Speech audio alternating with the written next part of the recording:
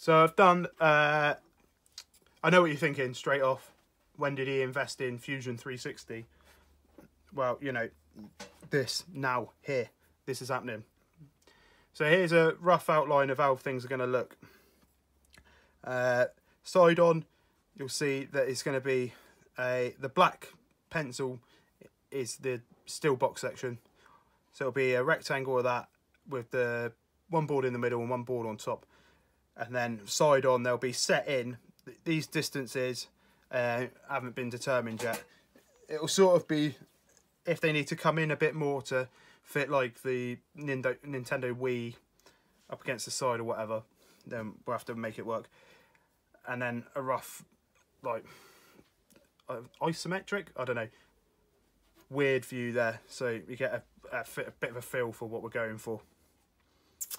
So yeah, fairly simple, but I think once this is cleaned up, it's got a bit of an orange tint to it. I think I've got,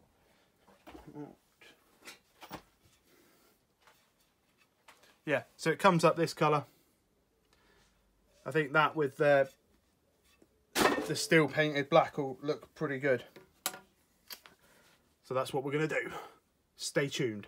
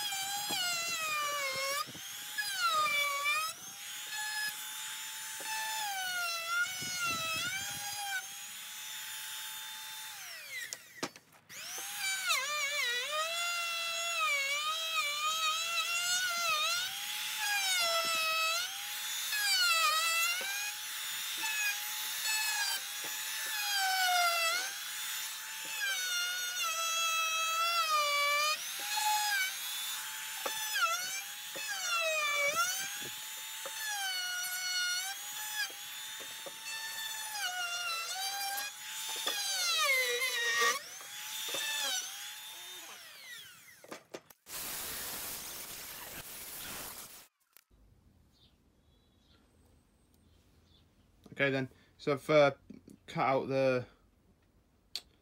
what will essentially be the legs. So it's 55 centimeters high by 50 wide, and there'll be another bar going across there that will support the shelf. So now I just need to get it welded up. Treat. So what I'm going to do is follow a chamfer on all these edges, and what that'll do is give the weld somewhere to live, because I want to weld it all up and then grind it flat again. Dress it up a bit just so it looks like one continuous square rather than 3 bits of box section welded together, which ultimately it is. But I'm using these Fed files. They are bloody brilliant. I'd never heard of them before until I started googling decent hand files, and I've bought 3 of them, like a first cut, second cut, and a finish cut or smooth cut, whatever it's called, and they're just gleaming. They're like they don't really clog up. It's super easy to use. Yeah, worth having.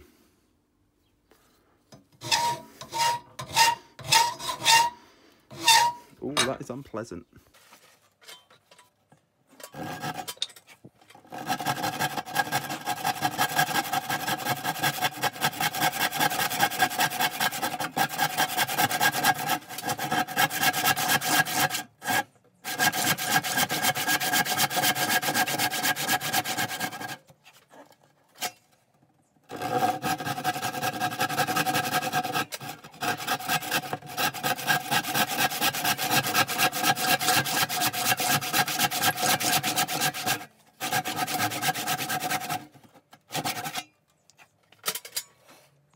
So we've cut them recesses out, and they'll be for the steel framework to go in. I just thought it looked a bit more interesting than just wrapping it around the outside, just have it inset a little bit. So what I found works is probably, easy way to do it is just break out the bulk of it, and then before you go all in, just score it a little bit. And because these will be covered by the steel work, it doesn't have to, there we go, it doesn't have to be overly finished on that bit, as long as it's good enough for clearance.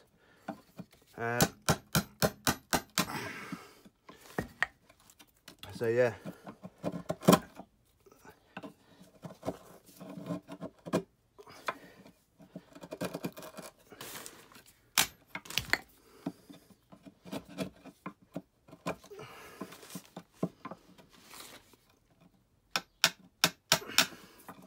This wood is hard and it's old and it's dry, which doesn't make it particularly good for like overly dry. Okay, so we've cut these out. There's 2 550mm long ones and 2 500mm long ones. What we're going to do now is just make them into a square and weld them up. Unfortunately, I can't film the welding with my phone because I'm scared that it's going to absolutely wreck the camera.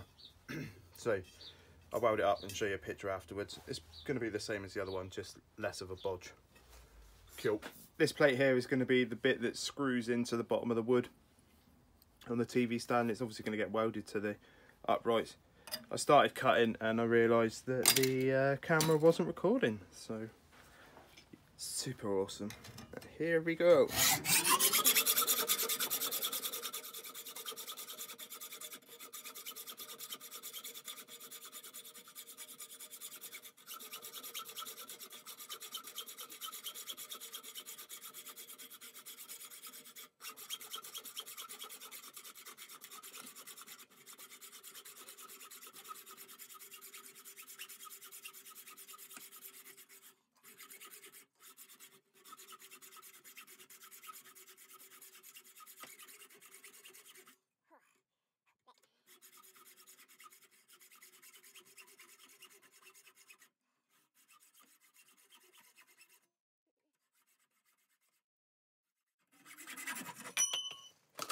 Done. Okay, so we've drilled them, countersunk them, and now I'm going to weld them on this way up, obviously, and then it'll be time for a bit more sanding on the wood. I'll bring you back in a sec. So these are the table stand legs. Probably look a little bit different to when I last showed you them. I've done put a bit of filler on there just because we want the leading edge just to be a real nice finish. I'm not too worried about the back bit because it won't be seen as much. So I put filler all around just to cover up the majority of the damage, but not damage, you know, poor workmanship. So just gonna sand that back now, and yeah, hopefully I'll bring it up real nice. As you can see then, we've got one that's in paint and one that's in primer, and we're just gonna spray the primer one up. As you can see, I've marked out the two areas that need to be recessed to take the flat plate off the legs. I just dry assembled the whole TV stand and then marked out with a pencil underneath, and then I've just put this tape about 2mm off of that mark, so it's there's a bit of room to play, and if the wood wants to contract or expand, then there's a little bit there. It's not going to start chipping itself and breaking itself against the metalwork. So yeah, I put the tape around it just to show you where they are, because it's dark pencil line on dark wood didn't particularly show up well. So what we'll do now is get the router out and just router out these holes.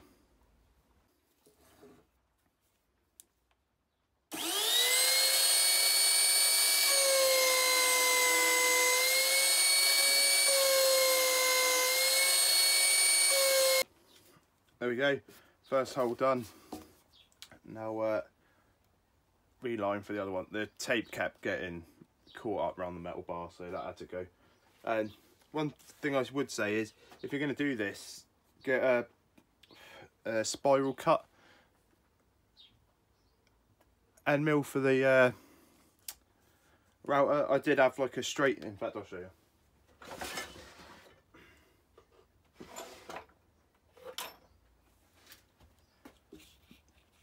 I was using just like straight fluted ones, and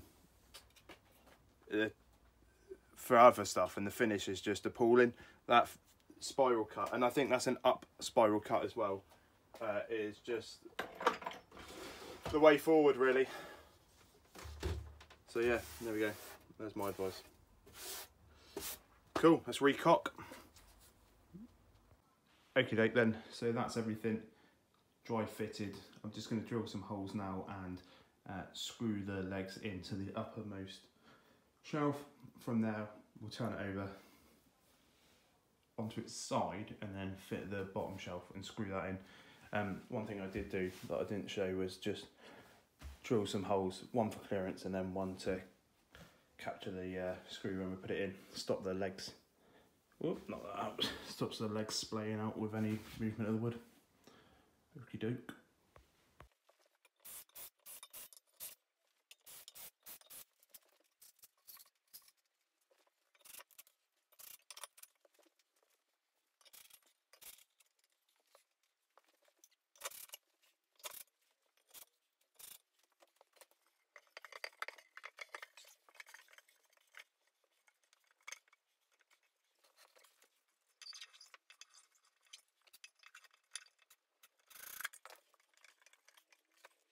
There we go, the recovered wood and metal TV stand. So if you've enjoyed what you've watched and you think I've earned it, then like and subscribe. It really does help the channel. I just want to say a massive thanks to anyone who's subscribed and keep watching. Anyway, latest potatoes.